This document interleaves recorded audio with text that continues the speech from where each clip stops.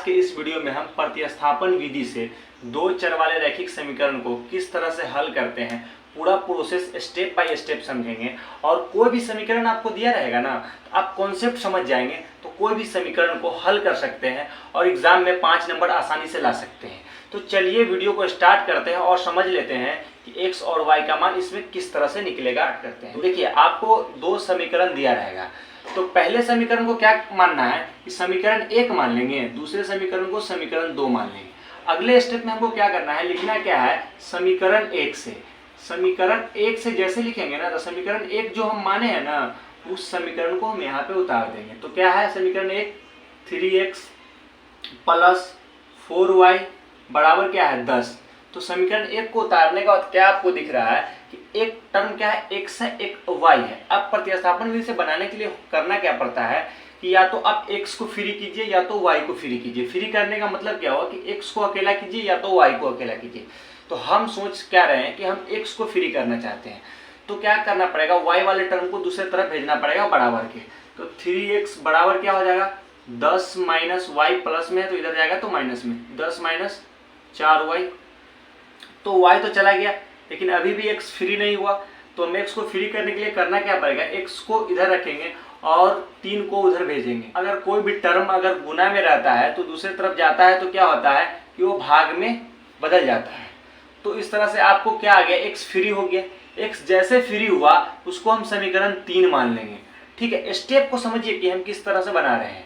अब क्या करना है, अगले स्टेप में लिखना क्या है समीकरण 2 में लिखना है समीकरण 2 में x का मान रखने पर। ठीक है, समीकरण 2 में x का मान रखने पर समीकरण 2 आप क्या माने हैं, समीकरण 2 ये वाला माने 2x माइनस 2y बराबर 2। तो समीकरण 2 को हम उसको नीचे उतारते हैं। ठीक है, 2x माइनस 2y बराबर 2। आपको करना क्या है कि x का मान रखना है। तो x का मान कितना आया है 10 माइनस 4y बटा 3। तो x के जगह पर हम ये मान रख देंगे। ठीक है, 2 ब्रैकेट दे देंगे, उसके बाद 10 माइनस 4y बटा 3 माइनस 2y बराबर 2 ये है। अब क्या कर रहे हैं, इसको हम सॉल्व करते हैं। कोई भी टर्म के नीचे एक होता है ये जानते हैं।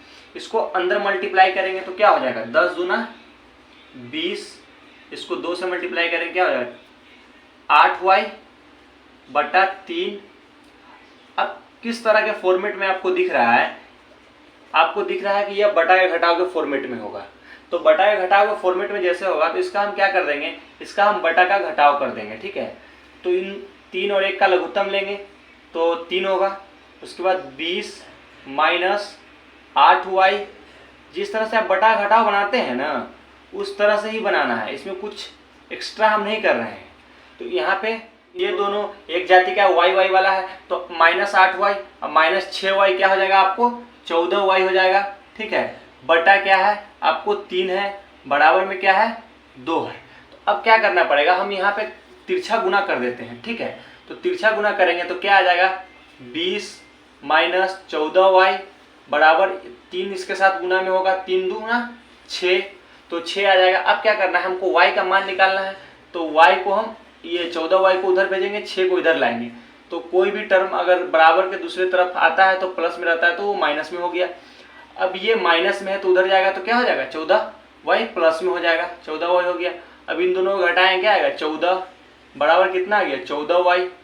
अब ये y के साथ 14 क्या चीज में गुना में है तो बराबर के दूसरे तरफ इसको भेजेंगे y का मान निकालने के लिए।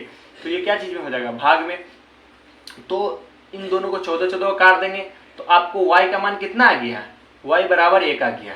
तो अब जैसे ही y का मान आपको 1 निकल गया तो अब हमको करना क्या है कि समीकरण 3 में y का मान रख देंगे। तो हम अगले स्टेप में करेंगे क्या, देखिए स्टेप को समझिएगा ना तो आपको प्रतिस्थापन विधि से हल निकालना कोई भारी चीज नहीं है। ठीक है, अब लिखेंगे समीकरण 3 में, जैसे ही हम लिख देंगे समीकरण 3 में y का मान रखने पर तो हमको क्या करना है, जस्ट ये समीकरण जो 3 है ना उसको हम यहाँ पे उतार देंगे। ठीक है, x बराबर क्या है 10 माइनस 4y बटा 3।